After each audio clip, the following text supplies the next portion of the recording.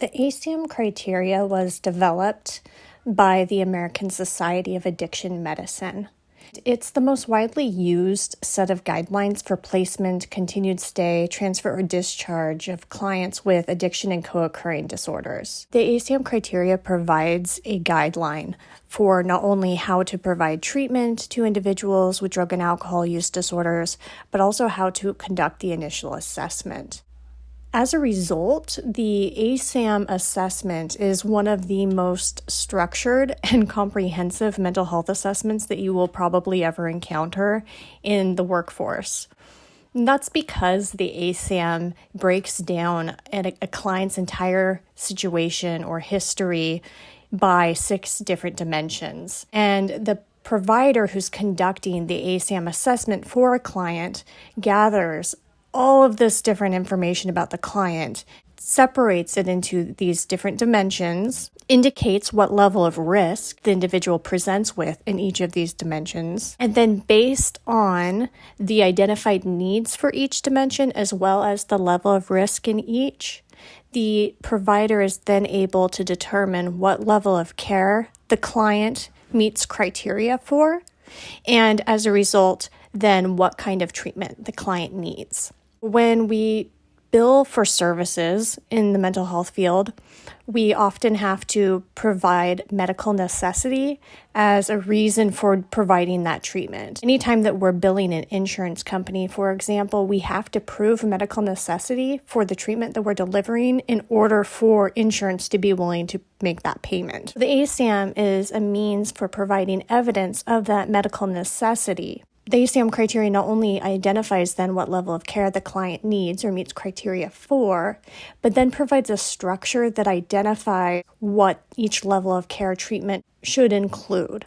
So not only does the ACAM provide the basic structure for the assessment and how to interpret that assessment, but then ACAM is also responsible for providing the basic guidelines for the treatment that should occur thereafter. The primary purpose of the ACAM is really to determine the level of care that the client needs, and a large element of that is dependent on what diagnoses the client presents with.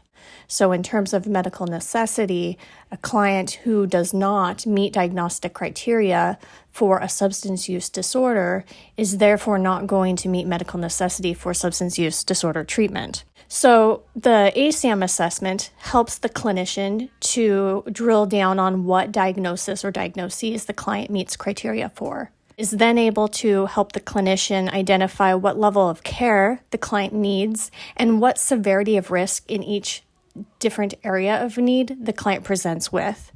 That severity of risk is really essential in the process of conducting the ACAM assessment because it not only helps the clinician determine whether there are any immediate needs that need to be addressed right now rather than waiting for treatment to begin, as well as helping to determine the level of care based on risk factors. Another large component of the ACAM assessment is determining the client's strengths and goals.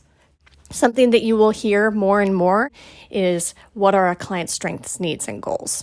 The ACAM assessment really provides a structured means of collecting this information that then can not only inform what the client needs today, but also provides a basis to develop the treatment plan from, as well as then how to continue to assess ongoing improvement or ongoing need.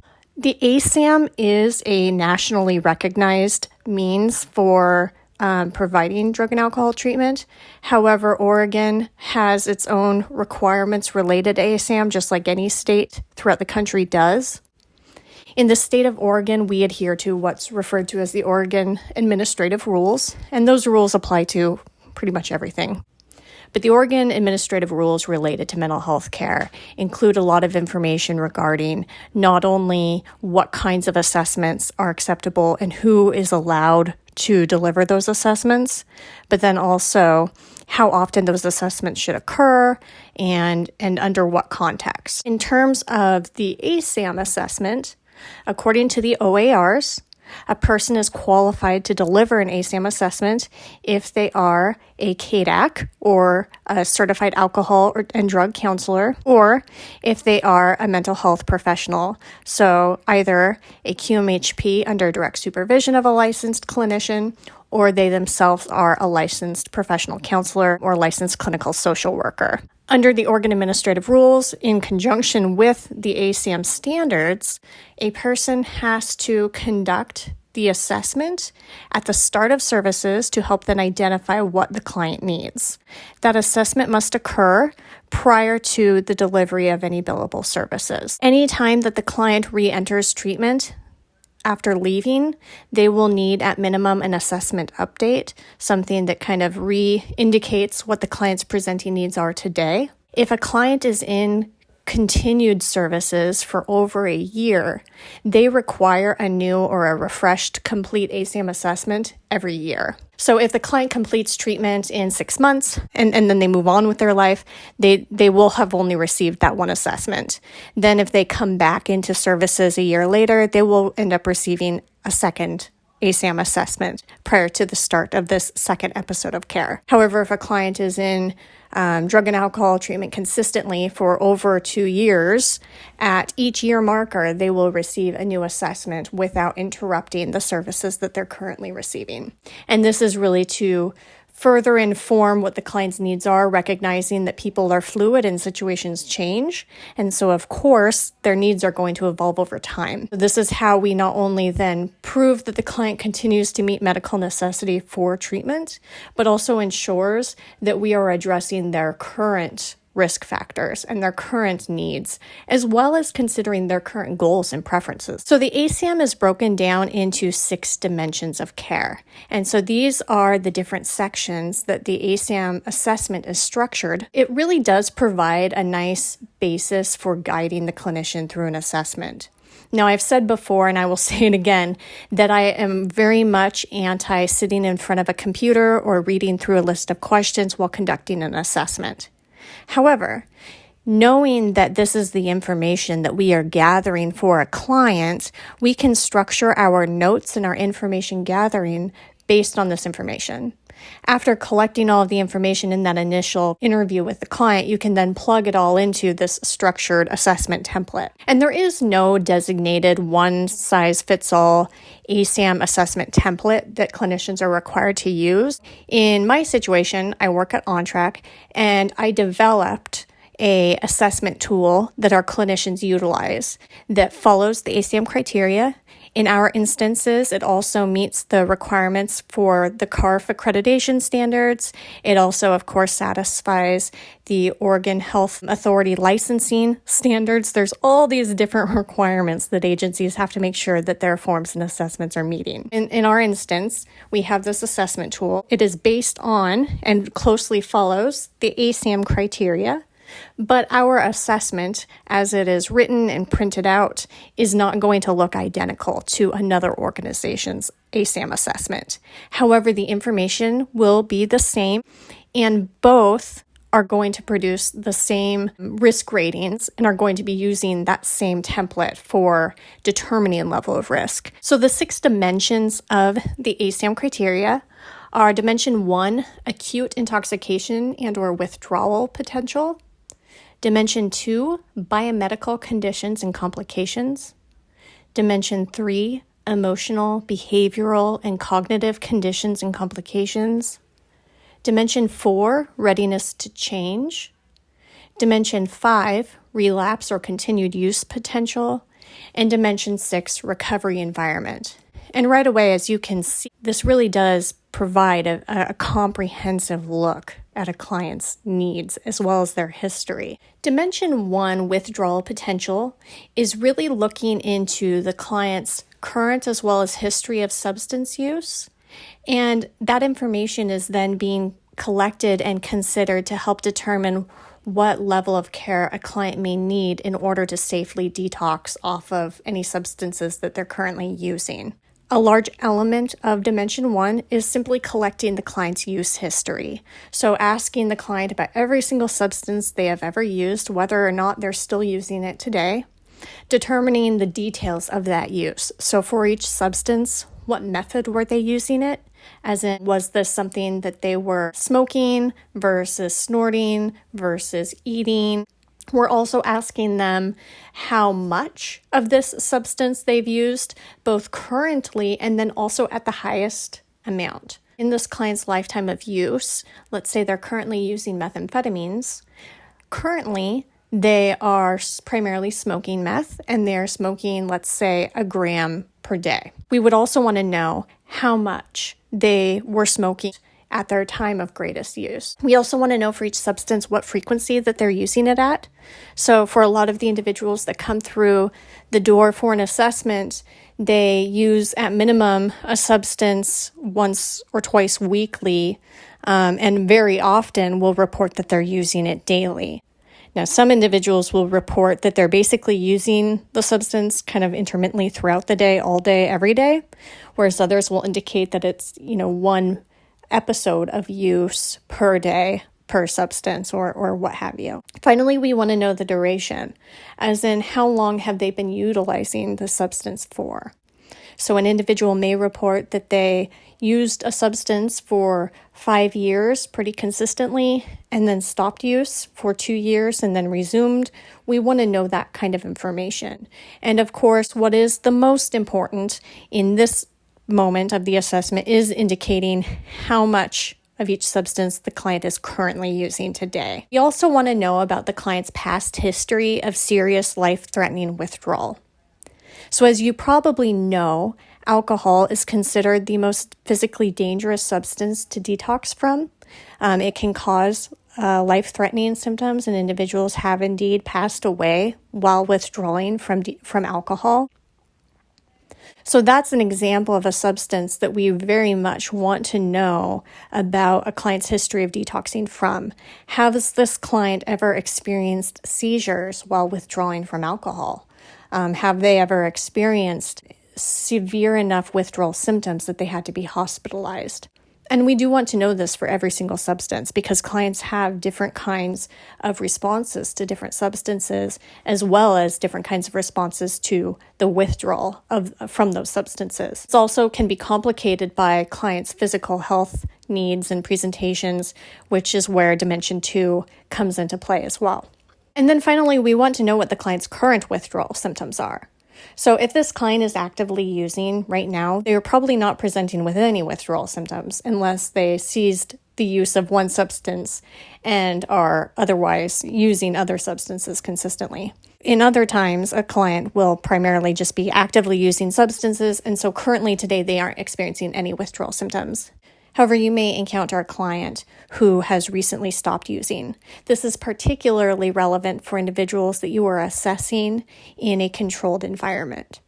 So when I say controlled environment, I mean an environment that prevents the individual from being able to use substances freely on their own.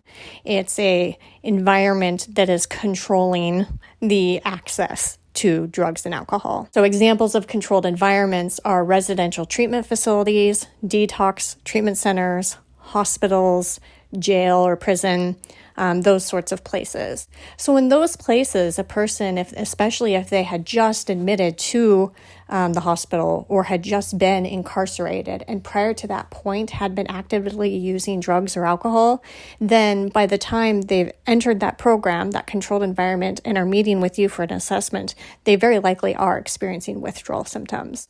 And so not only will you want to know what those current symptoms are, what they look like, what they feel like, but also how those symptoms compare to their past history of withdrawal symptoms. And then again, wanting to know what that past history of withdrawal symptoms is to get an idea of what this client may be presenting risk for. In the structure of the ACM assessment, after collecting and reporting on information for dimension, the provider then rates the level of risk in that dimension that the client presents with. So ACM provides a really structured means by which a clinician can determine, based on the information they just gathered, how severe the client's risk is in that dimension. So in terms of Dimension 1, which is all about withdrawal potential, we look at rating their risk from a scale of 0 to 4, 0 being no risk at all in this dimension, and 4 being extremely severe risk in this dimension. And as you can see in the table, a person who presents with very severe risk in this dimension would be considered to be incapacitated. They have severe signs and symptoms of withdrawal. They may present with danger like seizures. Maybe they have a history of seizures or recently experienced a seizure. Comparatively, a person who is considered like a level 1 or mild risk in dimension 1, this person might be experiencing a little bit of intoxication that's interfering with their daily functioning. Based on their current pattern of use and their history, they don't really present with much of a risk of withdrawal right now. If they do have symptoms of withdrawal, they are going to be considered pretty minimal in terms of risk. What that means is they may be very physically uncomfortable symptoms of withdrawal, things like sleep disturbance, shakiness, nausea, but these symptoms are not actually going to present as a risk to their safety. Dimension 2 is biomedical conditions and complications, and this is regarding the client's physical health, as well as their history of physical health. One element that the provider looks into in this dimension is the client's current and or their past severe health problems, and specifically health problems that might interfere with their ability to be successful in services. If this person presents with a severe health condition, is this condition so severe that it would interrupt or interfere with their ability to actually engage in treatment services? This could be a severe health problem that requires 24-hour nursing, which then certainly would interfere with the person's ability to be successful in services at a lower level of care than a hospital setting. We also want to know about the person's infectious disease risk, and this is an assessment within an assessment, so to speak. Infectious disease risk assessment is a means by which the clinician gathers a lot of information about the client's current and history of use of substances, of sharing needles, of engaging in unsafe sex practices, their history of experiencing any known STDs or STIs, as well as their current risk for contracting or maybe having already contracted an STD or STI. This information can be gathered in a few different ways, but there's pretty much a kind of a set, widely distributed form that gathers this information. And that infectious disease risk assessment is generally built into the ASAM assessment, can also be built into the intake process at a lot of agencies, and then the information is then reviewed by the assessing clinician, who then incorporates that information into their final ASAM assessment write-up. During Dimension 2, the clinician is also finding out about the client's current pregnancy status.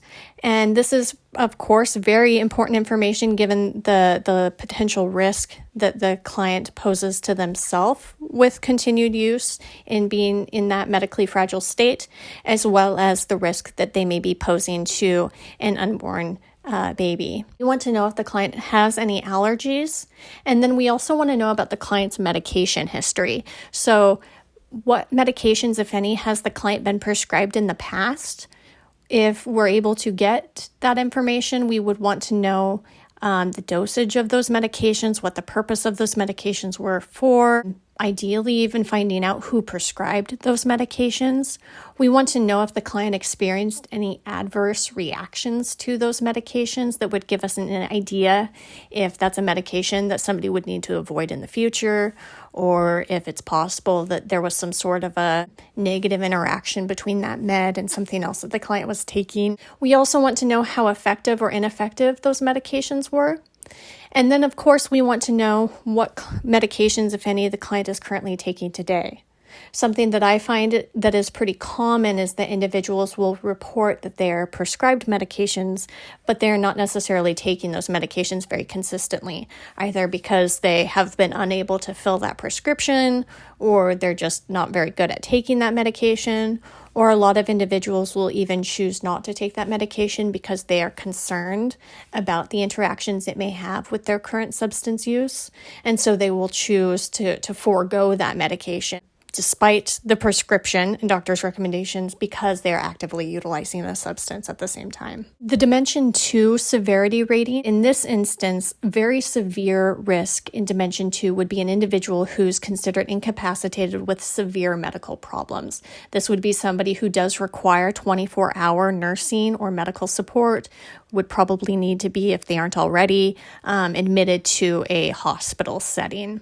Conversely, a person who is on the mild to none side is somebody that maybe has some physical health issues, but they are otherwise fully functional and they're able to cope with discomfort or pain. A person in the moderate zone would be somebody that has some sort of acute or non-threatening problem that's present and ongoing. Or it could be somebody that has a serious problem that's being neglected, but is not to the point where they need medical care at this time. Examples might be somebody who has diabetes that is fairly managed, but is probably not being treated as effectively as it could be if they weren't using substances. But otherwise, it's a diagnosis that this person is living with. They don't at this time need to be hospitalized for their diabetes, but obviously they present with more risk given that diagnosis than would somebody who doesn't have that diagnosis at all. Mention 3, emotional, behavioral, or cognitive conditions and complications, is where we look at a lot of that fun mental health stuff. So we want to know about the client's history of mental health diagnoses and treatment. We want to know if this person has ever been diagnosed with a mental health disorder in the past. Have they ever seen a counselor or a psychiatrist? Have they ever been prescribed psychiatric medications in the past? And if so, what for? What are their current mental health symptoms? This is where a clinician might implement certain screening tools like the PHQ-9 or the GAD-7. This is also where we implement a risk assessment for suicide risk as well as risk of violence toward others. We gather information about the client's history of trauma, and we also gather more information about any other addictive behaviors, other as in behaviors that are not substances. So this is where we will screen the individual for a gambling addiction, internet addiction. We've worked with individuals at my agency that have theft addiction, food addictions, all sorts of things. So this is where we screen for all those additional addictive behaviors that the individual may be presenting with. The process of conducting those risk assessments within the risk assessment can vary. There's no universal standard or requirement for what method of conducting risk assessments you use. The Oregon administrative rules do state that we must utilize reliable means of assessing risk for each of these factors. For that reason, most agencies implement either the complete or a smaller version of an evidence-based suicide risk assessment scale. The Columbia Suicide Severity Rating Scale is considered one of the most widely known and supported methods of assessing for an individual's level of risk of suicide. So that's a tool that will often be embedded within a SAM assessment. And times you will find that clinicians will instead use like a smaller version of the Columbia. There's a suicide risk screening that is a condensed version of the Columbia. And if the individual presents with a high risk rating in that screening, it may warrant a more in-depth risk assessment. But otherwise, the screening may suffice. There are also implemented methods of assessing for risk of violence.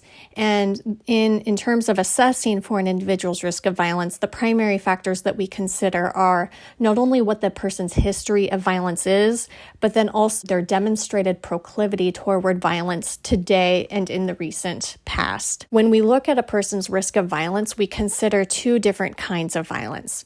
We consider their planful, goal-directed violence, as well as their impulsive or reactive, emotion-driven violence. This is where mandatory reporting and safety planning really come into play. So as we all know, we are mandatory reporters. And if in these instances we determine that an individual presents with significant risk of hurting someone else, we are required to report that.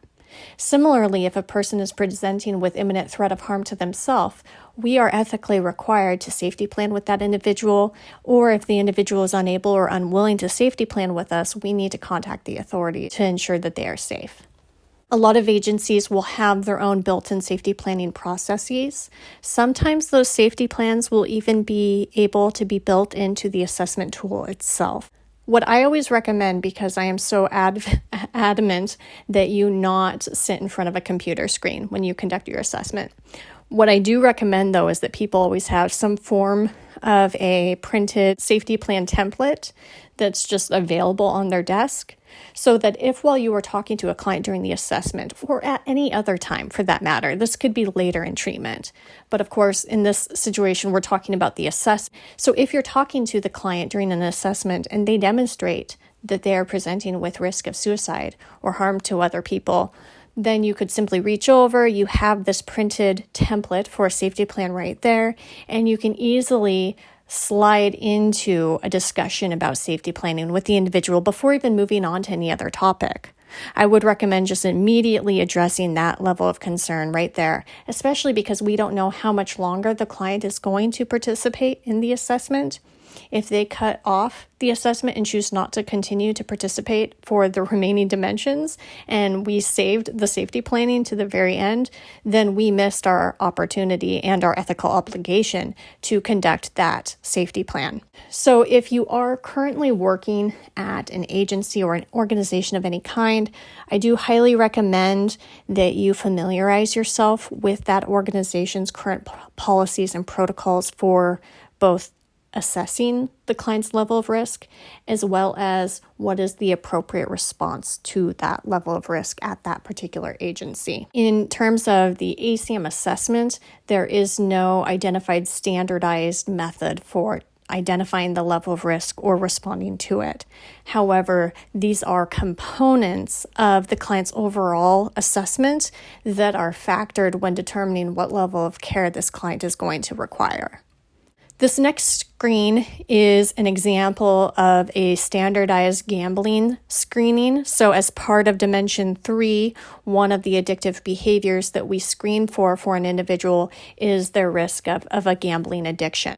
The top portion of questions, those 3 yes or no questions, if the client says yes to any of those, then those additional questions in that below table auto-populate. So the first 3 questions are like a screening, and if the client indicates yes on any of those screening questions, then that larger assessment that you see below it populates and provides the clinician with an opportunity to ask client more questions about their experience with gambling, as well as their current risk factors for gambling. Gambling is very frequently seen as an addictive behavior in this population. Individuals often even report that the two kind of go hand in hand for them, their substance use disorder and their gambling addiction, where they may be increasing their gambling activities based on their desire to access more drugs and alcohol, which costs money, or they will find themselves acting more impulsively and more obsessively about things like gambling while they are under the influence of a substance.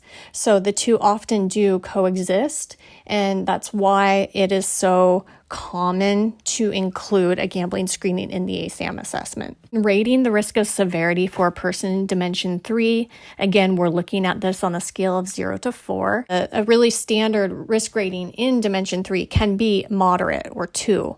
And this would be anyone that has a persistent mental health condition who certainly then are experiencing symptoms that are exacerbating their current substance use, but do not present as severely debilitated by their current mental health condition. So this might be a person who presents to you with severe substance use and they knowingly have a depressive disorder, or maybe they even present with bipolar disorder.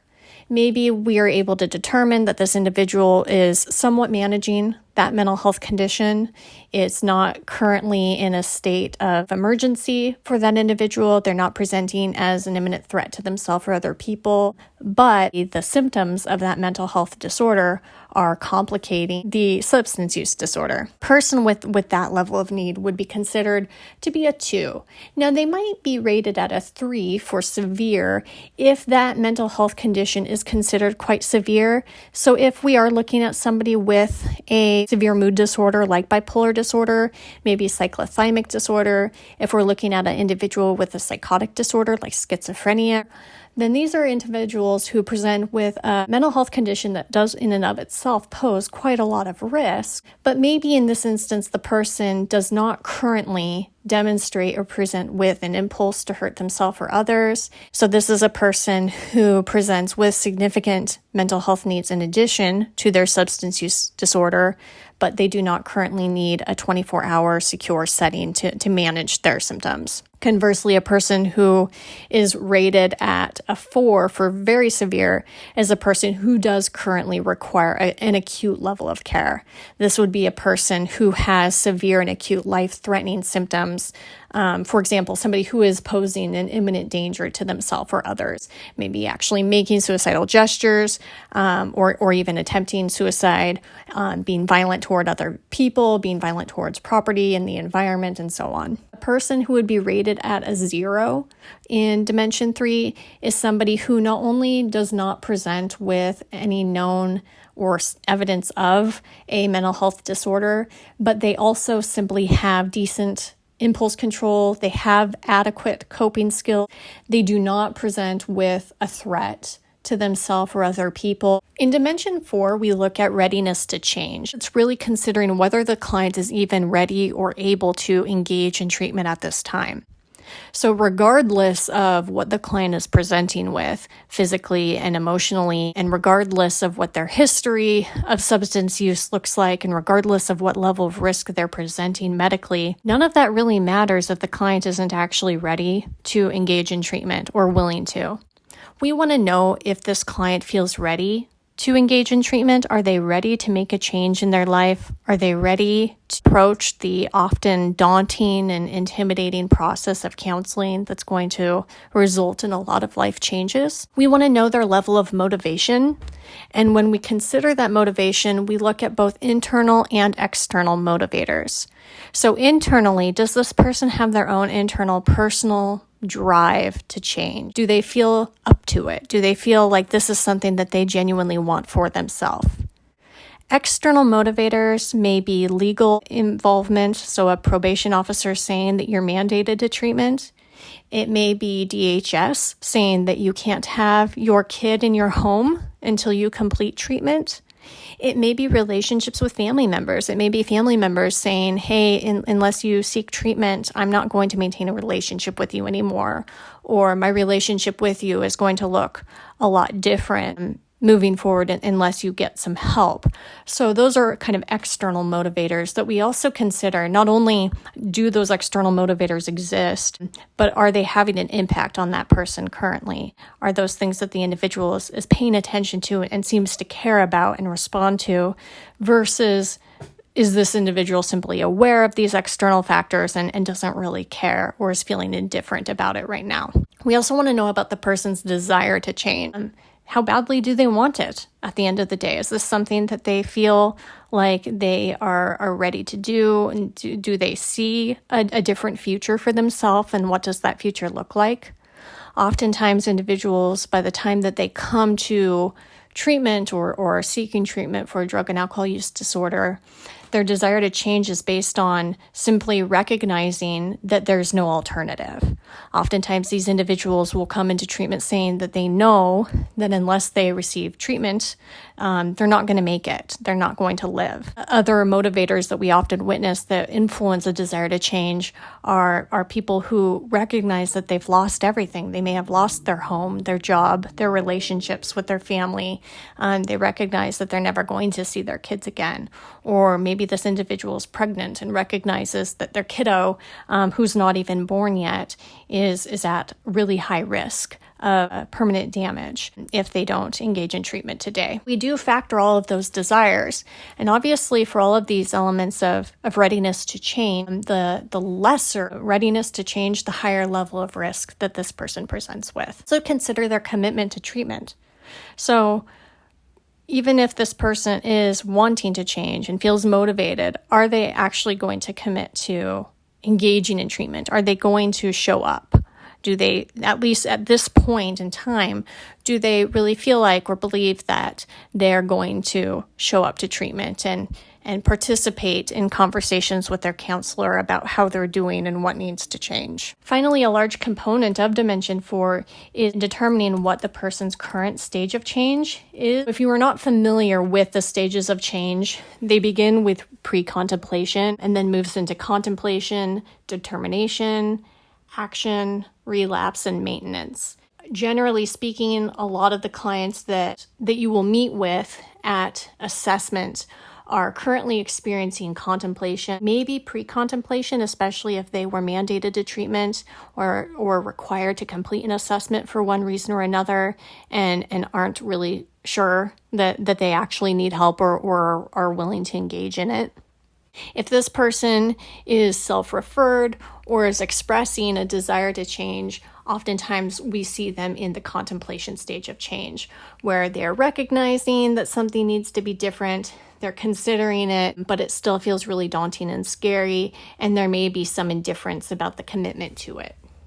To rate the risk of severity in Dimension 4, we're really considering this person's willingness to enter and engage in treatment. A person who is considered very severe in Dimension 4 is someone who's just straight up not willing to change. This is somebody who's saying, nope, I don't care that I'm here today for this assessment. Maybe we met with them at the jail or the hospital. And so the person didn't really have much say in us even arriving to meet with them. In these instances, the person simply saying, nope, I don't really care what you recommend based on the information I've provided. I'm not willing to change. That would be considered a very high risk. A more common level of risk that we will encounter, especially in an outpatient or even in a lower intensity residential treatment setting with individuals receiving an ASAM, are that mild or moderate risks. We may encounter a person who's feeling a little reluctant to agree to treatment.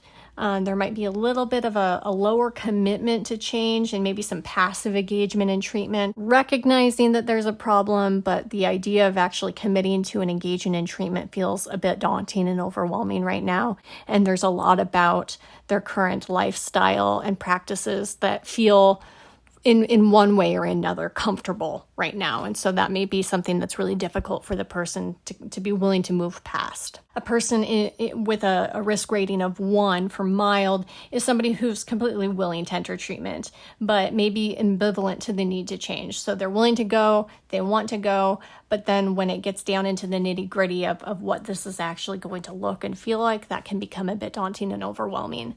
And in my experience, that's a really common state that an individual presents to residential or outpatient treatment in. It is also not uncommon to encounter someone who presents with a 0 risk rating here. There's somebody that's just completely willing to engage in treatment. They're at a point in their life where they're like, yep, something needs to change. Here I am. Tell me what I need to do. That is also a pretty common response that we will encounter in our levels of care. Dimension 5, which is regarding relapse and continued use potential, is looking at the client's history of attempting to stop using substances and what that has looked like in the past. So this does incorporate questions about the client's treatment history. Has this person ever sought out or received treatment before that's specifically for their drug and alcohol use disorder? And if they did receive treatment, how long ago was that? What were the levels of care that they received treatment at? Did they successfully complete treatment at that level of care, or did they drop out of services? Were they terminated from the program? All of this information really factors when it comes time to determine what level of care they will need this time around. We want to know their treatment history and also in a less formal manner, just what history of attempts to stop use has the client made in the past. So oftentimes clients will report that they tried on their own to wean themselves off of the substance. A lot of times clients will try to just cut themselves off cold turkey, and then they'll report that they were so uncomfortable physically with the withdrawal symptoms or the severe cravings that they resumed use. You may also encounter a client who attempted to cut down or maybe has even successfully cut down a little bit, but is unable to otherwise fully cease use of that substance. We also want to know what the person's current cravings and withdrawal symptoms are. So how severe are those cravings? How often those cravings? And then also, what are their triggers to use alcohol and or drugs? And just as importantly, what does that individual do when they are triggered? So if this person is triggered to use when they're in a social setting, or when they're home alone and bored, or when they are feeling particularly anxious or stressed out, or they feel like something's going wrong in their life, these are all completely common and understandable triggers to use. And what does the person do when they are triggered in those situations? Do they attempt to avoid use first? Do they kind of try to use some alternative coping skills, or do they immediately resort to use? An individual who is presenting in a residential treatment program will generally report that they feel triggered 24/7, that they are just constantly thinking about using, and they are constantly either making efforts to obtain the substance or are actively using the substance. When we look at formally rating the risk of severity for Dimension 5, a person who is a 0 in Dimension 5 is somebody that has straight up no potential for relapse. This is a person who is probably not going to meet diagnostic criteria for substance dependence. This is a person who is struggling maybe with some problematic use, but is at a place where they're so able to cope and are so not physically dependent on the substance that they will be able to cease use without relapsing. Somebody in the very severe department is somebody who not only is using substances so frequently and severely that their use of it is placing themselves and maybe even other people in imminent danger, but they also just don't have any current coping skills for relapse or addiction problems. So this is a person who, outside of a controlled environment, would inevitably resume substance use right now without any ability to withstand the triggers to use. Dimension 6 is looking at the person's recovery environment. And this is also where we identify a lot of potential strengths for the individual. This is also an opportunity for us to really personalize the person's eventual treatment, to make sure that it feels individualized to that person and meets their own unique needs. So in Dimension 6, we are looking at the person's spiritual and cultural considerations. And then later in treatment planning, we're going to look at those kinds of considerations as means for potential strengths for that individual, as well as approaches to their treatment. Another large component of Dimension 6 is looking at the person's current living environment and situation. So not only do we want to know who the client lives with and where, but also how stable is that home environment? How long has that person been in that home environment? Are they currently at risk of losing their housing? Is this person currently in danger? Are they currently being stalked or harassed regularly? Are they currently living in an environment where others around them are also regularly using drugs? Versus are they the only person in their current living environment that is using drugs? We want to know who this person's family and friends are. And not only do we want to know who their current relationships are, but we also gather information about their family history because it certainly informs this person's level of risk and what their genetic loading is for this disorder. So we want to know if their family has a known history of mental health or substance use disorders. We want to know if their family has ever been in treatment before. And then in terms of strengths, we want to know, do they have any family or friends who would be willing to participate in their treatment with them? Or who at the very least are going to be supportive of their treatment? On the other hand, we also want to know, does this person have anyone in their life that's going to be very much against them seeking and engaging treatment right now? Is there someone like a significant other who is actively using and doesn't want them to stop? In this dimension, we also gather information about the individual's education and employment. So if this person is a minor, we want to know if they are currently enrolled in school, what the highest grade they completed is, have they had any negative school sanctions in response to their substance use? If this person is an adult, we want to know what's the highest level of education they achieved, and are they currently employed? If they are employed, we want to know what kind of employment that is. Is it part-time? Is it full-time? Is it seasonal? We want to know if this person has experienced any employment issues as a result of their substance use. So a lot of individuals will have lost their job from their substance use. This is also a time to look for areas of strength as well. So a lot of individuals, when talking to them about their employment history, we will learn that they have quite a lot of vocational skills that will be a means of strength for them moving forward. Finally, in Dimension 6, we're looking at the person's legal involvement. So what is their history of legal involvement? How many times in their life have they been arrested, and for what? How many times have they been incarcerated? What is their longest period of incarceration versus what's their shortest period of incarceration? Are they currently on probation or parole? If so, who is their PO? Is this person legally mandated to treatment, or is this something that the individual is doing on their own? For Dimension 6, rating the level of severity on a scale of 0 to 4, we consider 0 being anyone who, regardless of what this current living environment is, they are able to cope in that environment, and it is generally supportive. A person who presents with a 2 for moderate level of severity is somebody who has a fairly unsupportive environment, but would be able to cope with some clinical structure in place most of the time. So what that might look like is somebody who is homeless or in an environment where others are actively using drugs.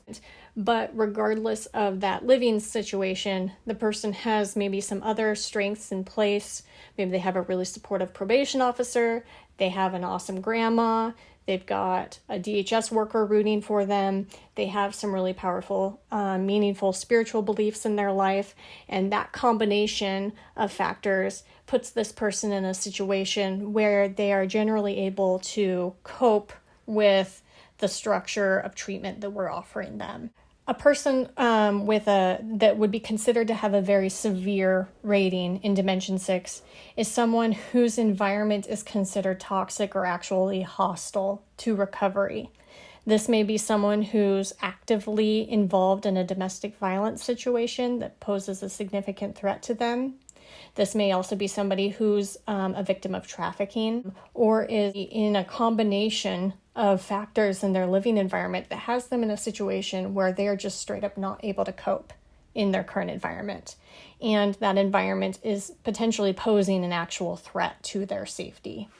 So those are the 6 dimensions. And based on all of that information that you gather, you then go into identifying what the client's diagnosis is. So referring to the DSM-5, we would look at each of the individual's current substances that they are using or struggling with, and then considering whether that individual meets diagnostic criteria for an addictive disorder for any of those substances. So if a person is presenting with a primary substance of fentanyl and they're physically dependent on it, then I'm going to evaluate them for whether they meet diagnostic criteria for opioid dependence.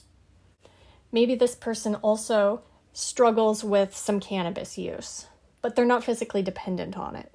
So maybe I'm also then going to consider a diagnosis of cannabis use disorder as their secondary diagnosis. So looking at the diagnostic criteria here on the screen, you see the table. This is just verbatim, the diagnostic criteria for any substance use disorder that's taken out of the DSM-5. So we would look at whether the client meets these criteria, and then based on how many of those criteria the client meets, we can indicate the level of severity of that current diagnosis as well. Then based on all of that information we've gathered, so all of the information from each of the 6 dimensions, as well as the level of risk that the individual presents per dimension, combined with their presenting diagnoses, we are then able to take that information, interpret it through the lens of ASAM to identify what level of care the client meets criteria for today. Levels of care range from 0.5 to 4. A person who meets criteria for 0.5 level of care is someone who does not actually have a substance use disorder diagnosis. Level 0.5 is for early intervention. People that you will most likely encounter in a level 0.5 treatment are individuals who had a DUI and are trying to satisfy the court requirements of their DUI so that they can get their driver's license back, but do not actually present with an alcohol use disorder or dependence. Level 1 is outpatient services, and level 2.1 is intensive outpatient services. The primary difference between those two levels of care is the number of hours that the client is going to be receiving services per week or per month. Level 2.5 is partial hospitalization, also referred to often as day treatment. So this kind of mirrors a residential treatment setting, except that the client goes home at the end of the day. So the most common structure for day treatment is a Monday through Friday situation that kind of mirrors a school day or a work day, except instead of being at school or work, you're in treatment and you're receiving services. Levels 3.1 through 3.7 are all residential levels of care. In the Rogue Valley, level 3.5 is the standard level of care that our residential treatment facilities are in. So if you are interning at the ARC, the Addiction Recovery Center's residential programs are all a 3.5 clinically managed high-intensity residential, so is on track. 3.7 is medically monitored intensive inpatient, and what that really means is detox.